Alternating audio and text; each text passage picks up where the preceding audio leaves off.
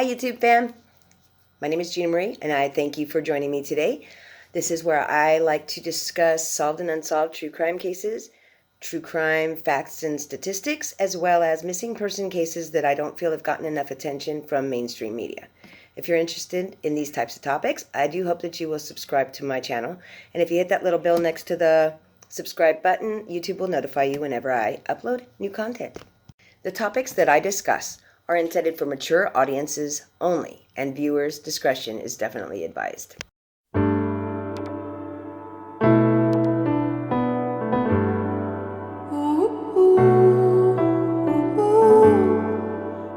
So today I am going to talk about issues with the police departments in the United States. Specifically, the fact that police officers break the laws all the way up and including murdering civilians unjustifiably, and the lack of consequences that they are given for doing these things. So I'm going to go ahead and begin with some statistics that I found interesting. Did you know that last year 1,134 people were killed by a police officer? Did you know that police killed one or more people, and usually more people, on 350 days out of the 365 days that was last year?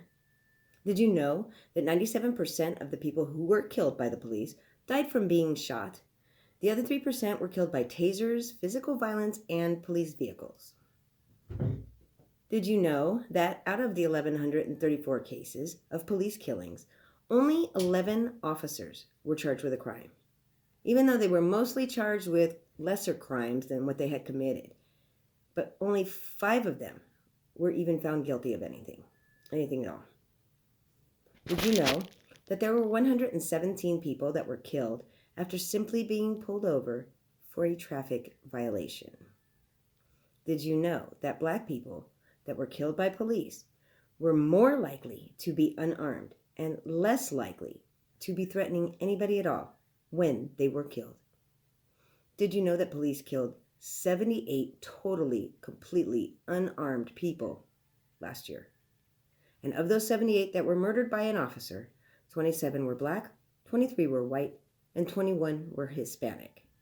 Did you know that 1 out of 8 people did in fact have a gun, but they were not threatening anybody at all when they were killed? Did you know that 49 people died last year when an officer shot at their moving vehicle? Not all that died were even suspects, and that's why I was surprised to learn that the practice of firing into a moving vehicle is still a policy that is allowed by most police departments across the United States. It's dangerous for a few reasons. They have no idea who's in the car. They can miss their target and hit somebody who's innocent. They can hit their target, killing him, the driver, and having the car run out of control and kill somebody else. Did you know that 2.9 times more Black people are shot by police than white people? Black people make up 13% of the population in the United States, but they account for 24% of the people who are fatally shot by police. Some people think that there are way more white people being shot each year by police. And I suppose if you don't take population into account, you'd be right. However, per capita, there is really no comparison at all. If you disagree or you have any questions for me, feel free to shoot me a comment down below, and I would be happy to discuss it with you. I also see some socio-economic issues at play, but that's a whole nother video topic. Can't even have time for that right now. Did you know that out of the 1,134 cases, reports only identified 434 officers' names that were involved in those incidents? And of those identified, at least 16 had shot or killed someone before, and 5 of those had multiple prior shootings on their records. Did you know that there were 67 million people living in the United Kingdom? The U.S. has more than 4 times that population. Last year, both had around the same amount of suspects that were armed with a knife or sharp object. And since the U.S. has 4 times the amount of people that the U.K. has, you would think they would have only 4 times more killings related to people with knives, right, than they had there. But the fact is, that over there they only killed 2 people last year that had a knife or sharp instrument. And here in the U.S., 161. The UK does not resort to shooting and murdering those suspects, but our officers seem to have to kill way too many. And why do you think that is? And I think it's because in the UK, the officers have better training, more training.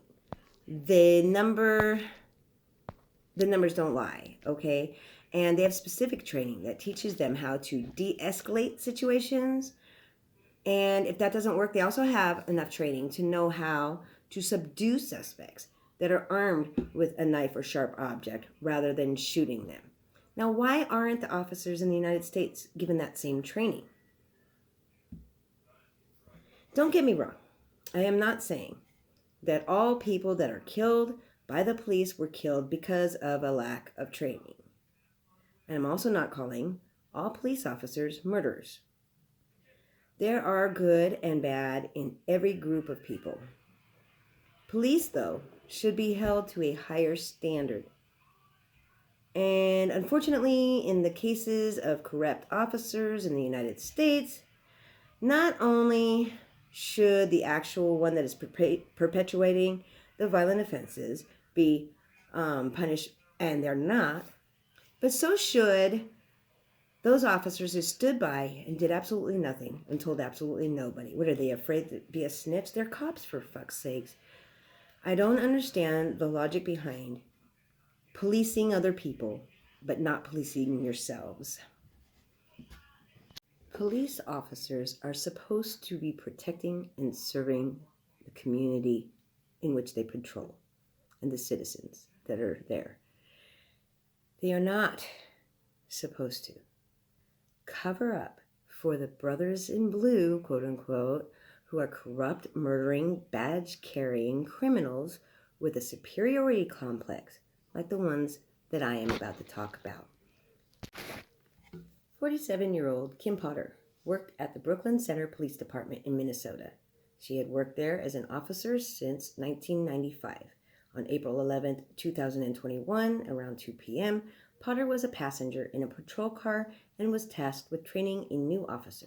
The trainee spotted a 2011 white vehicle cross in the left turn lane but using the right turn signal. They also had an air freshener hanging from the rear view mirror, which is illegal in Minnesota. And so they decided to pull the Buick over for a traffic stop. The driver of the Buick was 20-year-old Dante Wright, and the passenger was his girlfriend that I shall not name in this video. Wright did not have a license nor insurance, and he also had expired tags, but he was cooperative and gave his correct name and birth date. The officers ran his name and found out that Wright had a protection order against him from a woman, as well as a warrant for failure to appear in court on a misdemeanor charge. They decided that they were going to arrest him and make sure that the woman in his car was not the same woman who had a protection order against him. And so they walked up to the car. They had him step out. He got out of the car and just as they were about to put the handcuffs on him, he slipped away, hopped back into his car in an attempt to escape. Officer Potter ordered him to stop. She yelled at him that she would taser him. If he did not stop, then she drew her weapon, and while she yelled, "Taser, taser, taser," that is a warning for the other officers to get out of the way so they don't get shocked as well. She then fired her weapon, hitting Wright in his shoulder and chest. She apparently thought she had drawn her taser, but in reality, she had drawn her service pistol, a Glock 9mm. I don't know how she fucked that up. I mean, her gun was metal, black, weighed 2.11 pounds, was holstered on her right hip. Her taser, on the other hand, was holstered on her left hip, was plastic, was bright yellow, weighed less than a pound. She had been an officer for 26 years and was training new officers, which scares the hell out of me. Yet she did not know the difference between her taser and her pistol. She held that weapon in front of her, aimed for 5.5 seconds and never looked at it, never noticed what she was doing so that she could stop. No, she did not. No one else tried to stop her either. And unfortunately, the bullets that she fired not only left Wright's girlfriend with a minor injury, but it also ended Dante Wright's life. Potter was arrested and charged with manslaughter in the second degree. The prosecutor later handed a first-degree manslaughter charge down to her as well. The jury found her guilty on both charges. In total, the judge could have sentenced her to up to 40 years in prison, but instead, she was given 16 months in prison, 8 months of supervision, and a $1,000 fine. And although that sentence pisses me right the fuck off, I was at least glad that she even was charged, because so many officers are given a pass and allowed to continue working in law enforcement, which is what happened this next case of Tony Timpa. On August 10th, 2016, in Dallas, Texas, 32-year-old Tony Timpa called 911 for help for himself. He reported that he had stopped taking his antidepressant medications as well as his schizophrenic medications, and he was having a mental breakdown. He had a medical crisis and needed help. He needed medical assistance. And instead of sending an ambulance right over, they sent officers. And the officers arrived to an unarmed man who had already been handcuffed by a security guard and was sitting down waiting for officers to arrive or for an ambulance or something. And they said in their report that he was obviously high on cocaine.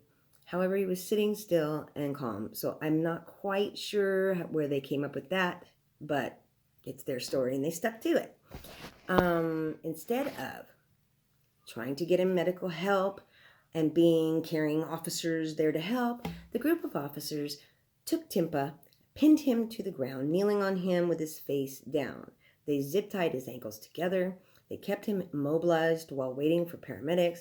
He was yelling that they were going to kill him. Then he finally said, "One last time, you are going to kill me," and he went unconscious. The officers figured he just fell asleep and continued kneeling on him.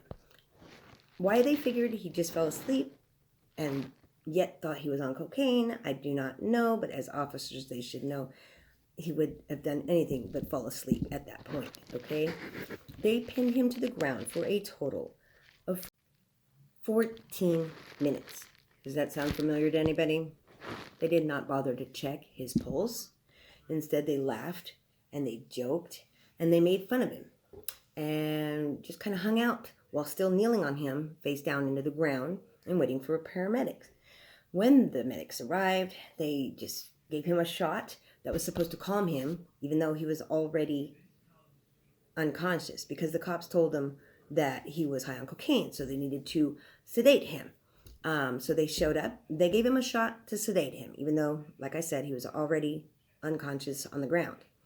Then they picked his limp body up, and they put him on a gurney.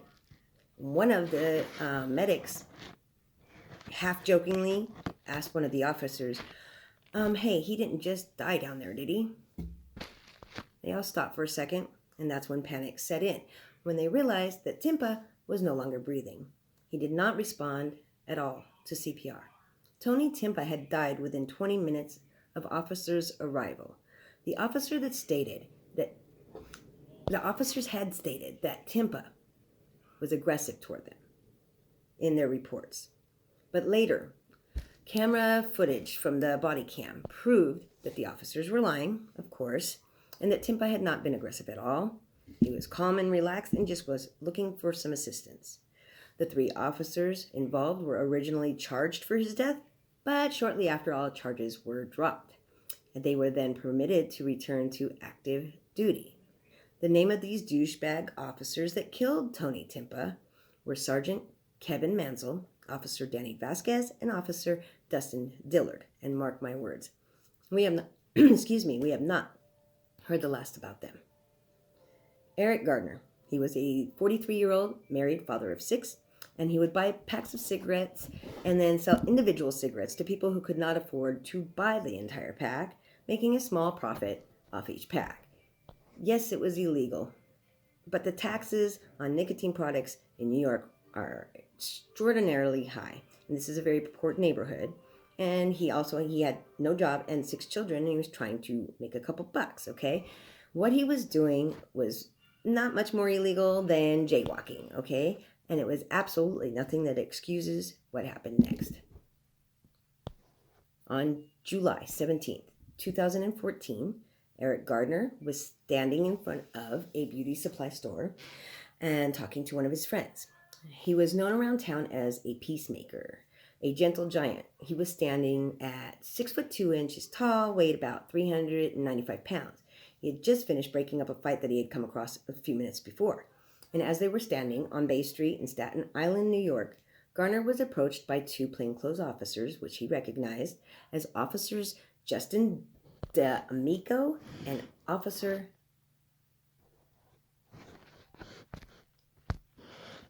Pantaleo. I hope I'm pronouncing that right, but I'm pretty sure I'm not.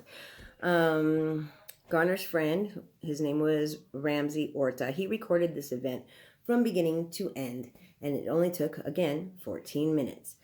Mr. Garner sees the officers approaching, says, quote, "Get away. For what? Every time you see me, you want to mess with me. I'm tired of it. It stops today. Why would you? Everyone standing here will tell you I did nothing.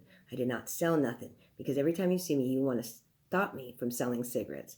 I'm minding my own business, officer. I'm minding my business. Please just leave me alone. I told you last time, please just leave me alone." Unquote.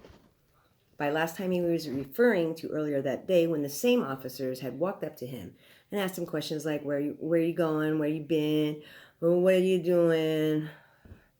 He asked them to leave him alone that time, and the officers were busy, so they did. But this time, they didn't. Officer Pantaleo came up from behind Garner while he was talking to the other officer and jumped up and tried to grab his arms in an attempt to cuff him. But Garner pulled his arms away and said, "Please don't touch me." Immediately, Pantaleo jumped up and put him in a headlock from behind. Okay? They fell. They bounced off the window. Didn't break the glass, but they bounced off of it and fell. Now, Garner is on his forearms like this and his knees on the ground. And they stayed that way a few seconds with the officer still on his back with a chokehold, okay? And then they were surrounded by other officers that showed up, and Pantaleo let his neck go and then took his two hands and pushed his face into the sidewalk.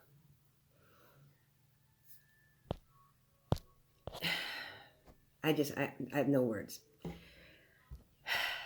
All these police are surrounded, and nobody's saying anything.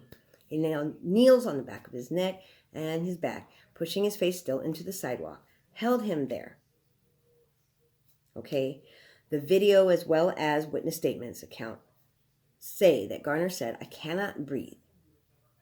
He said he could not breathe 11 times before he went unconscious. Even a female officer was present, but did nothing because she didn't think he was serious or in that bad a shape. He laid there for several minutes while officers waited for the paramedics to arrive. Nobody did any CPR measures on him. The medics then arrived and then attempted CPR, but it was to no avail. Eric Garner was gone. Prosecutors declined to prosecute Officer Pantaleo, and he returned to active duty. They were given their badges and guns back, and they got to go back out there and do it all over again. It's just going to be a little blip in his record. No big deal. That man did nothing wrong. Garner did absolutely nothing to deserve what happened to him. Not only should they have charged Pantaleo, they should have charged every officer that was present at that time for standing there and allowing this to happen. It's uncalled for and absolutely disturbing. In 2013, Robert Ethan Saylor was 26 years old. He was unarmed, non-threatening. He also had Down syndrome and the mentality the mentality of a child. He had been killed for overstaying his welcome at a movie theater. And let me explain. He was 26 with the mentality of a child. He got to go to the movies. He loved the movie, okay? He's still sitting there after the movie, but they're going to be playing another set. They're going to play the movie again for the next group of people that bought tickets, but he hadn't gotten up. He was excited and wanted to see it again, like a kid would want to do. And the security guards for the movie theater, which I didn't even know movie theaters had security, but it is what it is. Went and tried to tell him he needed to get out, and they were rude, and he argued a little bit, and there were 3 undercover police officers there who decided that it was their duty to jump in and pretty much tackle him, grab him up, drag him out of the movie theater, all while he's crying. He doesn't understand what's happening or why. He's crying, and they are trying to calm him down, but their way to calm them down and subdue him is by wrapping around his neck and taking him to the ground and pushing on his back. His final words were, "Mommy, Mommy, it hurts," before he was dead. The 3 officers were never indicted. They got to continue working as police officers and had no consequences whatsoever. And this poor guy died because he got excited about a movie. Okay, next is in 2020. Brianna Taylor, 26 years old, shot after she was awakened by officers that busted into her house with a no-knock warrant. Nobody heard them identify themselves. She was not combative, but she was shot 6 times. The officers never even bothered searching the home that day. Why were they there in the first place then? No one heard them identify themselves at all, not even the neighbors. Bullets did, however, go through the neighbor's house. They shot over 30 times. And one of the officers was shooting from outside of the apartment through a window without even seeing target. Their targets were not her. It was her boyfriend, who he was being watched for drugs or something, and it doesn't even matter what he had done. I don't care what he did. She had done nothing. She was asleep in her bed. She woke up. If you wake up in that kind of situation, you're thinking somebody's breaking into your house, some shit's going down. It's panic, it's fear, survival, basically. He got up, he grabbed a gun that was by the bed and shot one of the officers, I believe, in the leg. He was thinking they were intruders. He had no idea they were cops. When he did that, officers all opened up, just started shooting willy-nilly through the apartment. Bullets going through neighbors' walls, and unfortunately, Brianna Taylor lost her life. No officers were indicted for her murder at all. 2014, Cleveland, Ohio. 12-year-old Tamir Rice. He had just been given a toy gun by his friend and was playing with it on the street. An old lady from across the street seeing what he was doing and called 911, said he was bothering people by pointing them at random people that were walking by and playing. Remember, he's 12 years old. He's playing with a toy gun that he just got his hands on. When the old lady called 911, she did specify to the operator that she was talking to that it was more than likely a fake gun, but he was being obnoxious, and maybe they'd send a cop down here and tell him to go home or something, okay? And tell him to knock it off. The 911 operator relayed the fact that there was a person with a weapon outside aiming it at people, but failed to mention that it was just a kid and that it was more than likely a toy gun. He was just being a nuisance. The officer thought there was somebody actually pointing a legit gun at people, and without second thought, he raced over there. He pulled up on him really fast, jumped out of the car. I swear to you, literally less than 2 seconds after the time he pulled up to the time that boy was dead. 2 seconds. He arrived on scene. He yelled at him, "Let me see your hands," and then fired when the boy turned toward him. No charges against the 911 operator. She didn't even lose her job. A couple minutes later, his 14-year-old sister was caught running towards the scene. She found out that her brother was laying dead in the road. She panicked. She was running towards her brother. Okay, she's 14 years old. And she just found out that her brother was dead. She was tackled by police officers, cuffed, and tossed into the back of the patrol car. Then the mom found out, and she's hauling ass down there. She's freaking out. She wants to know if her baby's okay. They inform her that her son was no longer with us, and then they had the balls to threaten his mother directly after she was told that her son had been killed. If she didn't calm the fuck down, she was getting arrested too. No officer was tried for this murder. It was more than 4 years before the officer who shot Tamir was actually fired. April 12th, 2015 in Baltimore, officers state that they were on patrol when they spotted 25-year-old Freddie Carlos Gray Jr. He was walking down the street. They stated they didn't think he was doing anything wrong until they made eye contact with him and he took off running. This made the cops think that he was guilty of something. They didn't know what, but they chased him down anyways. When they caught him, they pretty much beat his ass. They tackled him and tried to get him under control. He was arrested for being in possession of a knife. The knife in question was a little tiny foldable kind that clicks shut and had a little clip on the back. It was clipped on his waistband. They had to find something, right? So they arrested him for that. Witnesses stated that it was 6 officers, and they were very rough with him. And he was skinny. He was like 5'8", 5'9". He was 145 pounds. And 6 men it took. Or 6 officers, excuse me. 6 officers it took to subdue him. He was screaming in pain. And they literally drug him down the street. And witnesses stated that it didn't look like his legs were working. But he was screaming in pain and crying.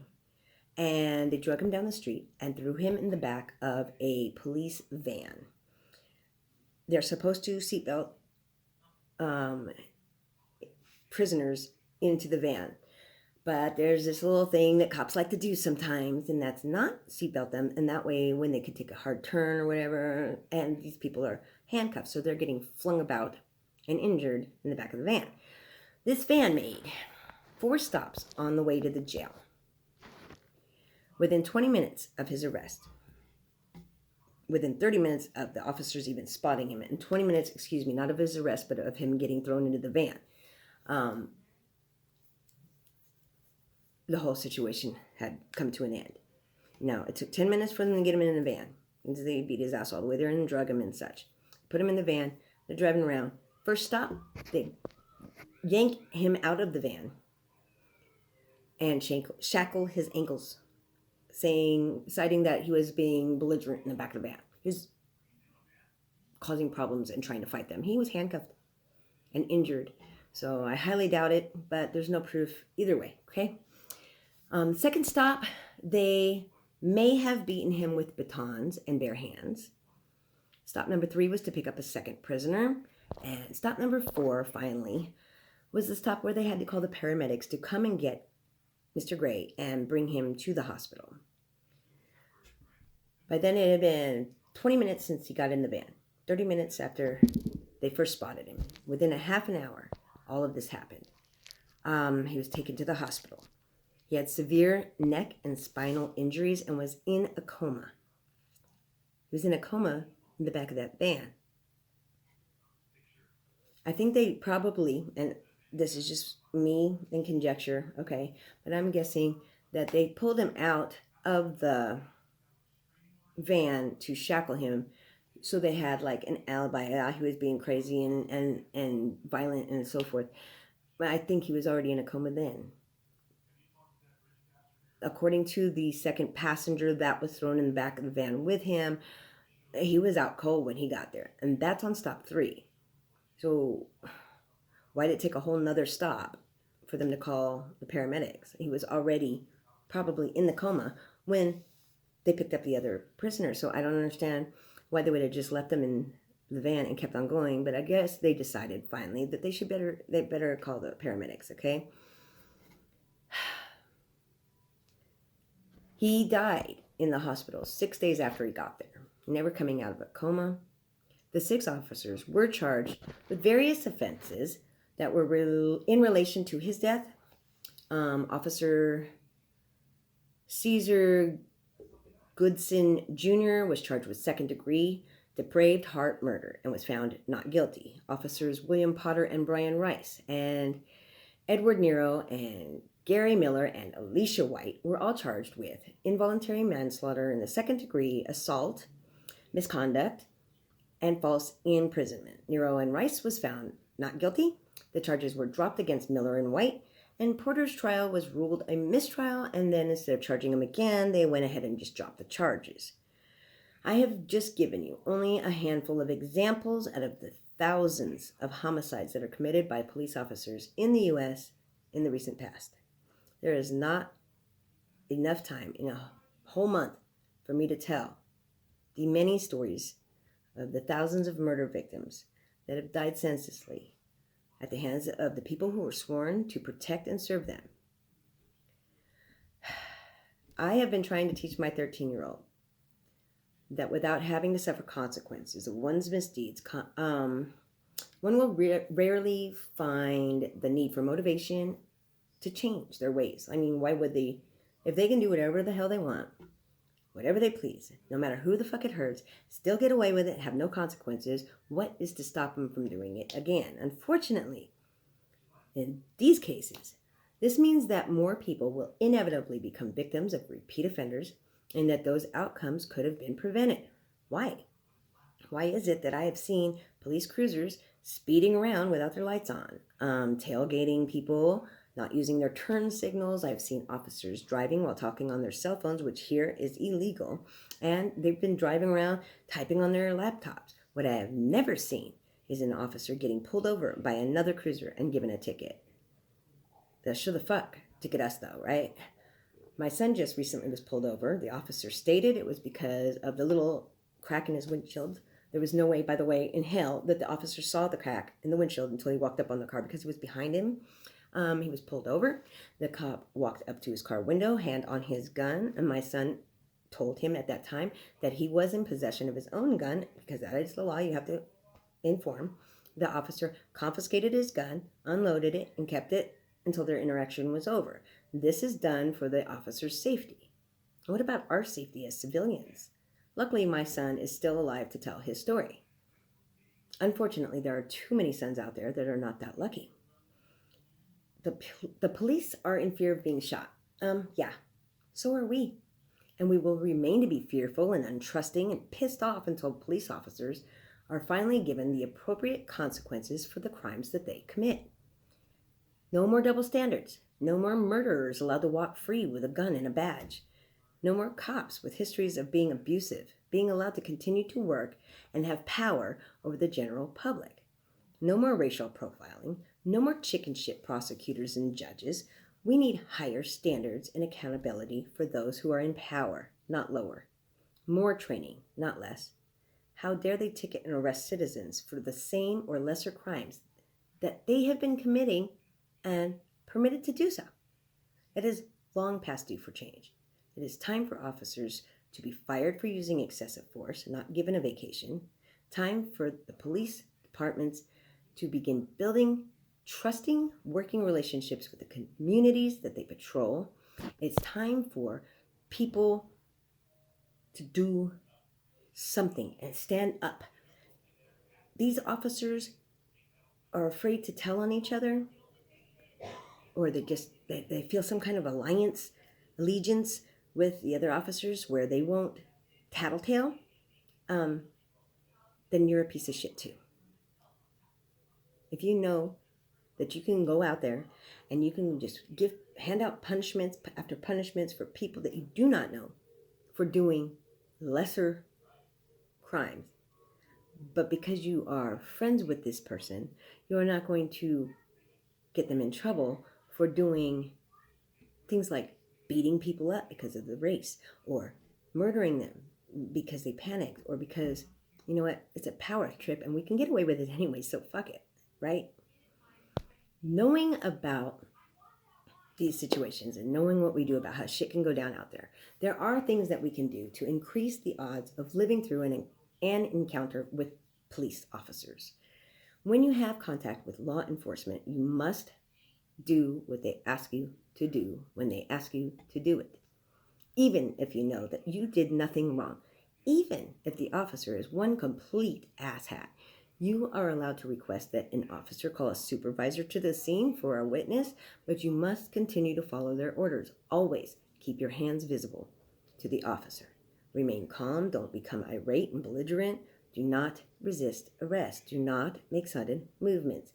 Don't reach into your pockets or under your seat, into your glove box, etc., without being told to do so or first asking if you may do so. And I know some people have done everything right and were still victimized anyway. But I am certain that others would still be alive today had they followed directions and not resisted. Police officers are human beings. They do fuck up. Some panic, and many are poorly trained. They are underpaid. They have a huge workload. They work long hours, and their lives are in danger every day. They may have dealt with the worst society has to offer right before coming in contact with you. Do any of those circumstances that I just stated excuse that criminal behavior that they're doing? Absolutely not, okay? But knowledge is power. Give yourself every chance to walk away rather than leaving in a body bag. Thank you again for joining me today. Before you leave, please do not forget to subscribe, like, leave a comment, or share this video. Doing any of those things helps me to reach more viewers, and it only takes a second and costs you nothing. I thank you so much. Y'all have a great rest of your day, and until next time, y'all stay safe out there.